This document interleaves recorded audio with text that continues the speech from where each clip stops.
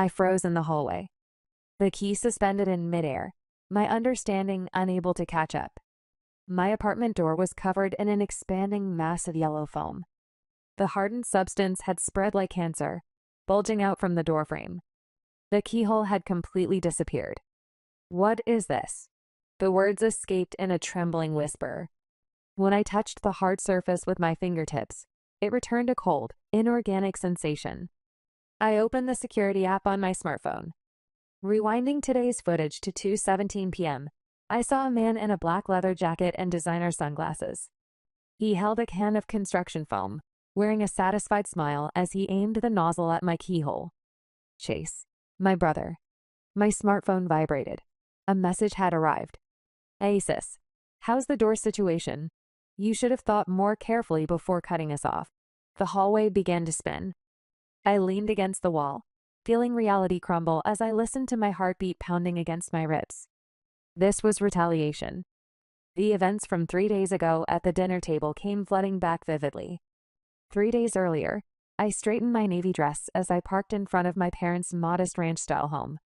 The red brick facade and neatly trimmed hedges looked exactly the same as when I was growing up. Some things never change in Boise. Some things do. My mother Linda opened the door before I reached the porch. Her arms stretched wide, her smile unnaturally bright. "Melissa, you look lovely." She pulled me into an embrace that felt suspiciously genuine, her floral perfume enveloping me.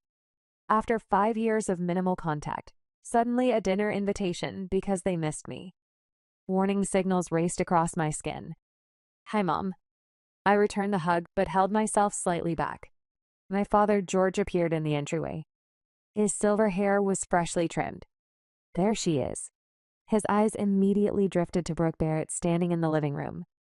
A nervous glance, a silent exchange. I noticed. The dining room hadn't changed. Cream walls, oak furniture, and family photos covering every surface. I stopped at the mahogany credenza, touching the silver frame holding our Grand Canyon vacation photo. The trip I financed when Dad's retirement account took a hit. Wine? Mother was already pouring a generous glass of Cabernet. "Thanks." I accepted the glass, taking a small sip as my siblings settled into their usual spots. Chase slouched in his chair, his designer watch gleaming. Brooke had perfectly highlighted hair and manicured nails, scrolling through Instagram. "The pot roast smells wonderful," I offered, trying to ease the strange undercurrent pulsing beneath the familiar scene. "Local development is booming," Dad said, passing the potatoes. "They're putting in that new shopping center over on Fairview." Small talk.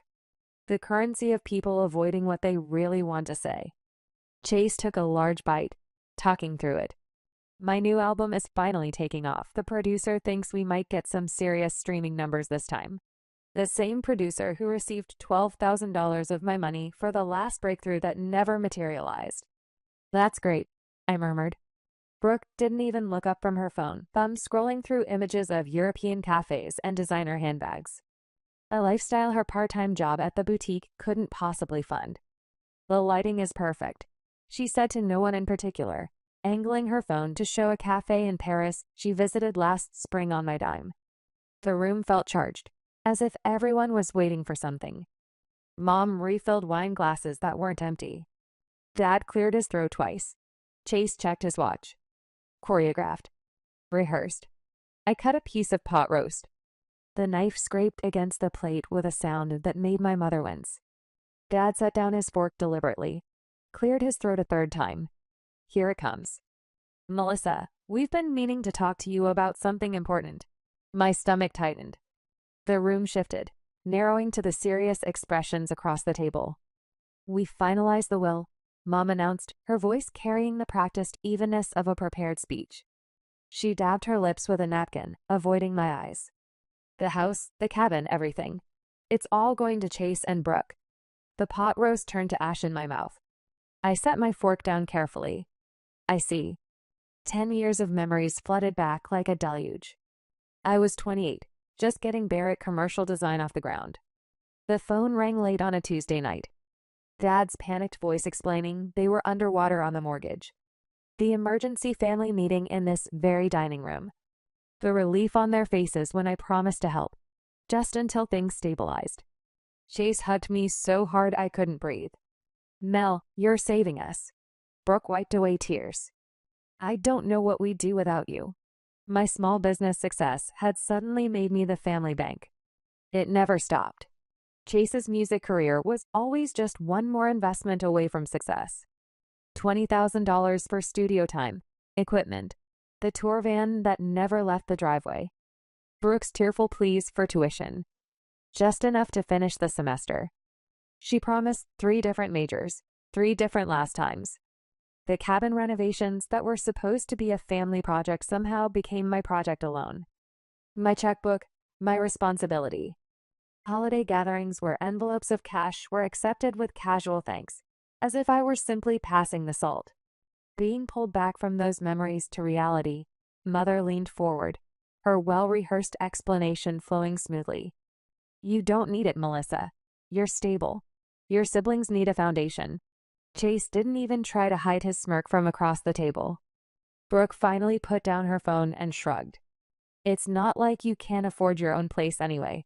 I set my napkin beside my plate. My voice was steady. "I've contributed $380,000 over the past 10 years. The mortgage payments, the renovations, the loans. Everything." Mom's expression didn't change. "Nobody asked you to do that, actually." "Actually, you did. All of you did." Dad's face hardened. "That was your choice. Nobody forced you." The room went still. 10 years of support. 10 years of being the responsible one. 10 years of built-up expectations, disguised as family duty. All of it meaningless. I looked at each of them. The parents who taught me about fairness, but practiced none. The brother who takes without giving. The sister who considers gratitude an inconvenience. What would you do if your family took everything you gave them for 10 years, and then told you it meant nothing? I was about to show them. Back in the present, my knuckles turned white against the steering wheel. The engine idled, but I couldn't move, couldn't breathe, couldn't process what had just happened. 10 years. $380,000. All of it dismissed with a wave of my mother's manicured hand. Rain tapped against the windshield, mirroring the tremor in my fingertips as I pulled up the spreadsheet on my phone. The one I'd maintained meticulously since that first panicked call a decade ago. Every mortgage payment, every emergency transfer, every last-time loan.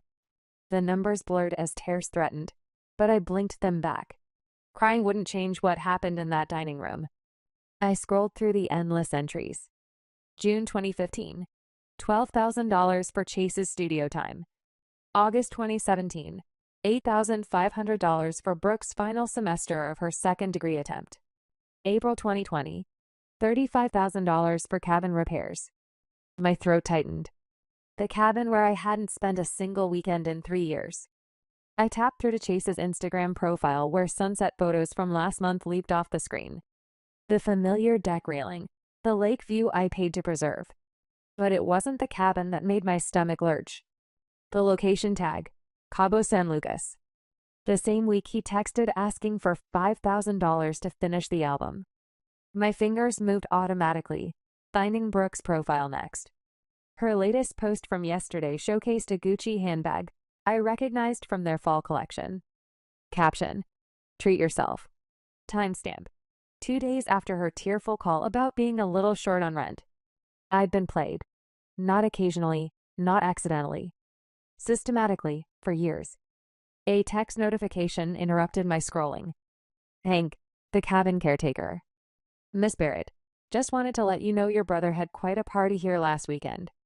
Broken window in the sunroom. I fixed it. Put it on your account as instructed." The calm that settled over me felt foreign, cold, clarifying. I started the car and drove home through rain-slick streets, my mind oddly quiet after years of noise. The endless calculations of what my family might need next, the constant anxiety of being their safety net. My kitchen table disappeared beneath the spread of documents. Mortgage statements, Venmo transfers, text messages pleading for just enough to get by, emails promising repayment that never came. The clock read 2:38 a.m. I hadn't moved in hours. I reached for my laptop, fingers steady now. First, the mortgage autopay. $11,700 monthly for a house I don't live in. Canceled. The utility accounts, the insurance policies, the credit card, I added them to for emergencies only. One by one, methodically, I severed each financial connection. With each cancellation, my breathing deepened. The tightness in my chest, a constant companion for years, began to loosen. I drafted the email 3 times before I was satisfied. No accusations, no emotion, just facts and figures. Effective immediately. I am discontinuing financial support. Attached is a comprehensive accounting of the $380,000 provided over the past decade. I've given 6 months' notice to the mortgage company. You'll need to make other arrangements by then. I pressed send before I could second-guess myself. The family photo album sat at the edge of the table. I reached for it, then stopped. Not tonight. Tonight was for reclaiming what's mine. The next morning, my friend Catherine's voice through the phone carried no judgment, only vindication. I've been warning you for years. You know I love you, but they've been treating you like an ATM, not a daughter. I poured another cup of coffee, watching the sunrise from my balcony. I know, I just couldn't see it until they made it impossible not to. What did Marcus say? She asked. That it's about time. That he's wondered for years how I managed to fund my own life while bankrolling theirs. I laughed, but it came out hollow. Turns out I wasn't managing. I've been putting off my own life to fund theirs. That afternoon, the doorbell rang. Ruth, my 78-year-old neighbor, stood there with a casserole dish and knowing eyes that missed nothing. Thought you might need this, she said, stepping inside without waiting for an invitation. Rough night? I nodded, accepting both the food and the concern behind it. Family? She asked, settling into a kitchen chair. How did you know? Ruth patted my hand. Only family can wound us this deeply, dear. Blood blinds us to truths we'd see clearly in others. Her words landed like permission. Permission to see clearly at last. My phone vibrated constantly throughout the day. I finally checked it after dinner. Mom, there must be some mistake with a mortgage payment. Dad, call us immediately. Chase, WTF Mel, my card was just declined at the studio. Brooke's voicemail came last, her voice rising with each word. You can't just abandon your family like this, after everything we've done for you. The irony almost made me laugh. Almost. Chase's final text arrived at 10:48 p.m. You have responsibilities to this family, to me and Brooke. This is the most selfish thing you've ever done. I read it twice. Then with deliberate movements, I silenced my phone. The sudden quiet felt like the first deep breath after a decade underwater. For the first time in 10 years, I owed nothing to anyone. The relief was staggering. 6 days later, the hotel room was sterile and impersonal. Beige walls, generic landscape prints, a desk that had seen 1,000 travelers come and go. The locksmith couldn't salvage my door. The entire mechanism needed replacing, along with sections of the frame damaged by the foam. 2 days minimum before I could go home. I sat at the edge of the bed, staring at my open laptop. The expense spreadsheet glowed in the dimness. Weeks of lost work from the disruption, hotel costs, door replacement, emergency locksmith fees. The numbers added up quickly. My business account showed the impact. 3 client meetings postponed, a presentation I couldn't access because the files were locked in my apartment. The carefully built cushion I'd maintained for emergencies now dwindling because of Chase's vindictive stunt. In the bathroom mirror, my reflection looked hollowed and uncertain. Was I wrong to stand up for myself? I whispered to the stranger staring back at me. The question hung in the air as I brushed my teeth mechanically. Family means sacrifice, Mom always said. Family sticks together. Family comes first. But when does sacrifice become exploitation? I lay awake in the unfamiliar bed, watching headlights cast moving shadows across the ceiling. Does family obligation truly have no limits? Would I still be the good daughter if I'd given them $500,000 instead of $380,000? Would the will have included me then? Would Chase have respected my property? The questions circled like vultures, keeping sleep at bay until dawn bled through the curtains. At the police station, I'd like to file a police report. My voice surprised me with its steadiness as I stood at the precinct desk. The officer looked up, his expression neutral. Nature of the incident: vandalism and property damage. I have video evidence identifying the perpetrator. His eyebrows rose slightly at my clinical tone. I handed over my phone with the security footage queued up. That's my brother. He used construction foam to seal my apartment door, causing over $5,000 in damages when you include lost work and temporary housing. Family dispute? The officer asked. Criminal vandalism, I corrected him. He studied me for a moment, then nodded and began typing. Would you like to press charges? Yes. The word came without hesitation, surprising us both. My phone buzzed. Mom, Chase says you're threatening him with the police. Melissa, this is family. We handle things privately. I silenced the phone and continued giving my statement. 10 days later, my friend Catherine arrived with a camera to document the damage for insurance. I can't believe they're doing this to you, she said, snapping photos of the foam-sealed door from different angles. After everything you've done for them. I replied, surprised at the clarity in my voice. I just can't believe I let it go on so long. My business partner Marcus called from the office. Take all the time you need. I've rescheduled the Westlake presentation for next week. I don't deserve you, I told him. No, you deserve better than what your family's giving you, he corrected me. That evening, my elderly neighbor Ruth appeared at my hotel door with a casserole dish. You shouldn't have to eat room service every night, she said, placing the still warm container on the desk. The scent of home-cooked chicken and herbs filled the sterile room. And you shouldn't have to face this alone. I don't know what to do, I admitted. Ruth's weathered hand covered mine. You're already doing it. Standing up for yourself isn't selfish, Melissa. It's necessary. I called my attorney the next morning. She reviewed my evidence, her voice growing increasingly confident. This is open and shut, she said finally. I'll draft a demand letter for $25,000 in damages immediately. That seems high, I replied. It includes punitive damages, pain and suffering, and lost business. Your brother made a choice. Now he gets to live with the consequences. For the first time in weeks, I felt my lips curve into a genuine smile. 2 weeks later, the notification appeared on my phone at 6:43 a.m. Wire transfer. $25,000 from George Barrett. No message, no apology. Just the money appearing silently in my account like a white flag raised on a battlefield. I stared at the notification for a long moment, feeling neither victory nor vindication. Just a profound weariness mingled with something new. Something that felt strangely like freedom. I opened my banking app and initiated another transfer. $5,000 to the Family Reconciliation Center of Seattle. In the memo line, I typed, donation in honor of George and Linda Barrett. That night, in my newly repaired apartment with its fresh paint and reinforced door, I slept deeply for the first time in weeks. No messages interrupted my dreams. No family obligations tethered me to wakefulness. I'd reclaimed more than my home. I'd reclaimed my power. And somehow, that was enough.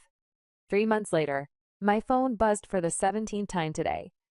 I didn't need to look to know it was another relative calling to express their concern. It started 3 days ago. Aunt Carol's voice thick with rehearsed sympathy. After everything they've done for you. I lowered the blinds of my office as the autumn sun set over downtown Seattle. The space I designed myself, clean lines, muted blues, walnut accents, offered no answers to the storm brewing outside these walls. My laptop pinged with a new email notification. A screenshot from my cousin Jen, who still talks to me. The family group chat I was removed from yesterday. Linda, we're devastated. After everything we sacrificed to give her opportunities, she's abandoned us in our older years. George, the doctor says Linda's blood pressure is dangerously high from the stress. Chase, she's been acting erratic for months. We're all worried about her mental state. Brooke, I tried reaching out again, but she's completely shut us out. So heartless. I took a deep breath, my fingers trembling slightly as I reached for my water glass. The narrative they were spinning was masterful in its manipulation. In their version, I was the ungrateful daughter who achieved success and discarded the family who supported her. My phone buzzed again. My neighbor Ruth this time, her voice tense. Linda called me crying about how you've abandoned them. Said they're struggling to make ends meet. She paused. Didn't you just pay off their mortgage last year? Yes. The single word felt heavy in my mouth. That's what I thought. Ruth's tone shifted. Something didn't add up. I opened my laptop and stared at the document I'd been preparing for 3 days. It's simple, factual accounting.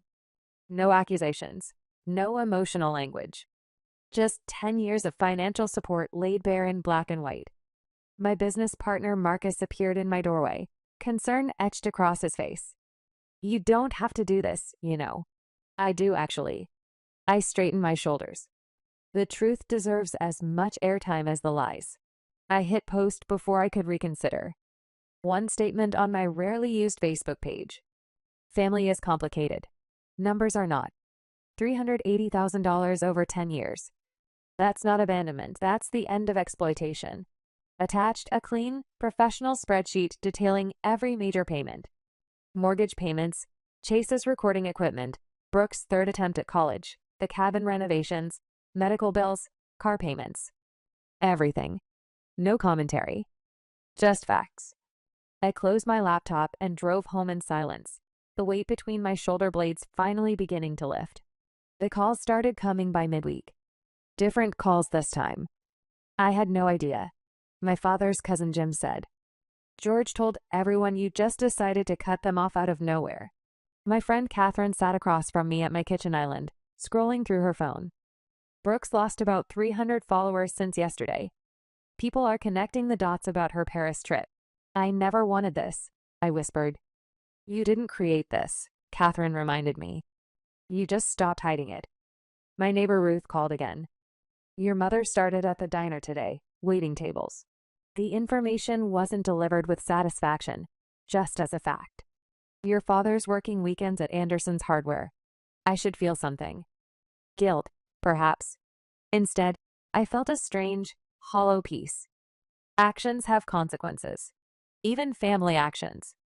Another text from Catherine later that evening. Chase just launched a GoFundMe for his breakthrough album. 2 donations so far. I put my phone down and watered my houseplants in silence. 4 months later, the letter arrived on a Tuesday. My father's precise handwriting on the envelope. Inside, 3 pages of explanation about misunderstandings and family communication issues. Not once did the word sorry appear. My mother's voicemail followed that evening. We should talk, Melissa. Start fresh. Family is family, after all. I was reviewing design plans when my office door opened. Chase stood there, clutching an ostentatious bouquet and wearing the smile that usually preceded asking for money. Hey sis, his voice hit the exact note of contrition I'm sure he rehearsed in the car. I've been doing some thinking. I said nothing, waiting. Family's too important for all this unpleasantness. He stepped forward, placing the flowers on my desk. We should put this behind us. Which part, specifically? I kept my voice neutral, professional. He shifted uncomfortably. All of it. Water under the bridge. My phone buzzed with a text from Brooke. We really should talk about healing our family. Also, my car needs repairs. Could you help just one last time? I looked up at Chase, who was examining the modern art piece on my wall. The one I purchased after my first major client paid, instead of handing the money to him for studio time. I think we're done here. I stood, smoothing my skirt. Please don't come to my workplace again. His face hardened, the mask slipping. So, that's it? 10 years of family and you're just done? No, I said, walking to the door. 10 years of banking. I've closed the account. The door clicked shut behind him. The sound was remarkably like freedom. 6 months later, I arrived 15 minutes early to Riverstone Coffee, my hand steady as I parked. My friend Catherine sat in her own car 2 spaces over, giving me a reassuring nod before we both stepped out. The weight of the leather portfolio under my arm grounded me. You're sure about this? Catherine asked, her voice gentle but firm. The same voice that had guided me through the last 3 months of therapy sessions and sleepless nights. I'm sure. The coffee shop bustled with Tuesday morning regulars. I selected a corner table with clear sight lines to the door and positioned my chair facing the entrance. Catherine took a seat at the adjacent table, close enough for support, but separate enough to send a message. This wasn't a family reunion. This was a reckoning. I ordered a medium Americano with room for cream. Catherine ordered tea. We waited. They arrived as a unit, just like they'd always operated. My father led the procession, his silver hair uncombed, his collared shirt wrinkled. Behind him, my mother clutched her purse like a shield. Chase and Brooke trailed behind, both looking diminished somehow. Chase's designer watch was noticeably absent, Brooke's highlights grown out with dark roots showing. The contrast between us was stark. While I'd shed 20 pounds of stress weight and gained a straightness to my spine, they seemed to have collapsed inward, as if my financial support had been the scaffolding holding them upright. "Melissa," Dad nodded stiffly, eyes flicking to Catherine with poorly disguised annoyance. I gestured to the empty chairs. "Please, sit down." They arranged themselves across from me, a tribunal suddenly finding themselves on trial. Mom's eyes were already glistening with tears that hadn't yet fallen. "We appreciate you agreeing to meet," Dad began, his voice carrying the practiced cadence of a prepared speech. "There have been some misunderstandings that have gotten out of hand." "Misunderstandings," I repeated, the word hollow. Mom reached across the table, stopping short of touching my hand when I didn't move toward her. "We miss you, sweetheart. The family isn't the same without you." Chase cleared his throat, eyes fixed somewhere over my left shoulder. "Look, about the phone thing, that was stupid. I was angry and I shouldn't have done that. I'm sorry." His apology hung in the air, arrow-specific, focused only on the most recent transgression, not the decade of taking. Brooke tucked her hair behind her ear, a gesture she'd copied from me since childhood. "Can't we just put all this behind us? Start fresh? We're a family." "Family." I echoed the word as I unzipped my portfolio. "That's why we're here." I placed the first document on the table. A mortgage statement from 2015 with my name as the payer. Then another, the check for Chase's recording equipment. Then Brooke's tuition bill. One by one, I laid down the artifacts of a decade of one-sided giving. Cabin renovation invoices, property tax statements, loan agreements never honored. $380,000, I said quietly. "That's what family cost me." Dad's face hardened. "If this is about money, it's not about money. It's about truth." I placed the security camera screenshot showing Chase with construction foam. "It's about actions having consequences." The silence that followed was absolute. A nearby barista dropped a spoon, the clatter making my mother jump. "I didn't do it for an inheritance," I continued, my voice clear in the quiet. "I did it because I thought we were family. I thought family meant mutual support, reciprocity, gratitude." I met each of their eyes. I was wrong. "Melissa, please," Mom began. I held up my hand. "I'm not here to argue. I'm here to establish boundaries." I placed a business card for Dr. Levinson, the family therapist, on the table. "If you ever want a relationship with me again, there are conditions." Chase's smirk slipped as I continued. "Complete honesty. Full accountability for the past. Family therapy, non-negotiable. Financial independence for all of you. No more loans. No more bailouts." Brooke's eyes widened. "You can't just..." "I can. I am." I closed my portfolio with soft finality. "The choice is yours now." Dad's authority seemed to dissolve before my eyes, his shoulders slumping as his scripted speech failed him. Mom's tears fell freely now, not the calculated ones I'd seen before, but messy, genuine ones that streaked her makeup. Chase's expression morphed from dismissal to something closer to fear. Without my safety net, his future suddenly looked uncertain. Brooke stared at her hands, her entire carefully curated lifestyle built on the foundation of my generosity. I stood, smoothing my navy dress, the same one I wore to that fateful dinner where they revealed the will. But I wasn't the same person who sat across from them that night. "Let me know what you decide," I said, preparing to leave, then paused. "Not because you need something, but because you're ready to be actual family." I walked away without looking back. Catherine fell into step beside me. Outside in the sunlight, I took my first truly free breath in a decade. "You did good," Catherine said, squeezing my shoulder. I nodded, feeling neither triumph nor sorrow, just the clean, clear certainty of someone who had finally claimed their worth. Some families are born, others are chosen. And sometimes, the strongest choice is walking away with your head held high. 1 year later, I stepped off the plane at Narita International Airport. The exhaustion of a 14-hour flight melted away as reality set in. I was actually in Tokyo. After a decade of postponing this dream, filing it under someday while my bank account drained into the Barrett family void, I was finally here. My camera sat heavy against my neck. A professional model that would have once funded one of Chase's breakthrough recording sessions. The streets of Shibuya pulsed with energy as I framed the perfect shot of strangers crossing the famous intersection. My photography instructor would be proud of the composition. She'd been telling me for months that I have a natural eye.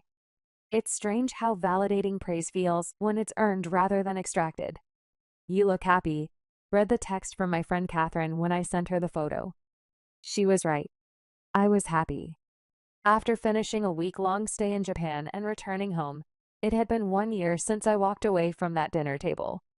365 days of rebuilding a life that was actually mine. My business had expanded into educational spaces. A university library last month, a progressive elementary school breaking ground next week.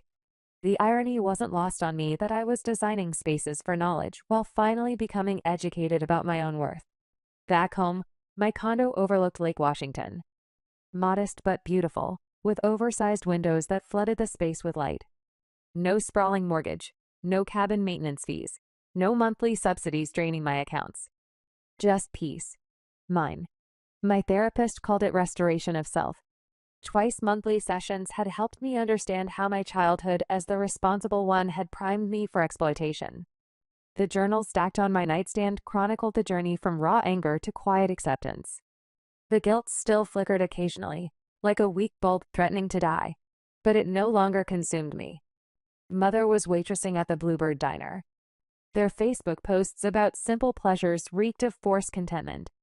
Chase, surprisingly, had maintained steady employment at a music store for 6 months. Longer than any previous job. Brooke's Instagram now featured more modest celebrations. The designer labels and European cafes replaced by local parks and home-cooked meals. They were adapting, not my responsibility. "To the families we choose and the boundaries we honor," I said, lifting my wine glass at Thanksgiving dinner. Thanksgiving dinner at my table looked nothing like the performance I'd endured for decades. My friend Catherine and her husband sat across from my business partner Marcus and his boyfriend. Ruth, my 78-year-old neighbor, beamed beside her granddaughter. 2 colleagues from work completed our circle. Genuine laughter erupted at Catherine's story about her disastrous attempt at homemade cranberry sauce. No one here kept score. No one monitored who contributed what. No one's love came with conditions. My phone buzzed with a text from Mom. "We miss you at Thanksgiving." The door is always open. I didn't respond. Some doors need to stay closed. Later, as dishes were cleared and coffee brewed, I showed Ruth photos of the Montana cabin I was purchasing. 2 bedrooms overlooking a lake where I'd retreat to write and photograph wildlife. My cabin. My terms. "Have you thought more about Eric's invitation?" my friend Catherine asked when others had moved to the living room. I smiled, thinking of the kind environmental lawyer I'd met at a fundraiser last month. His gentle questions, his thoughtful listening, the way he never once mentioned family beyond how they shape who we are. "For better or worse, I'm meeting him for dinner next week," I told her. Outside my windows, Seattle sparkled as dusk settled in. In my hand, my phone showed 3 missed calls from Chase. Likely another thinly veiled request disguised as reconciliation. I silenced the phone and turned away from the past, joining my chosen family in the warm light of my living room. Some relationships may never be restored. And that's okay. I had found my peace.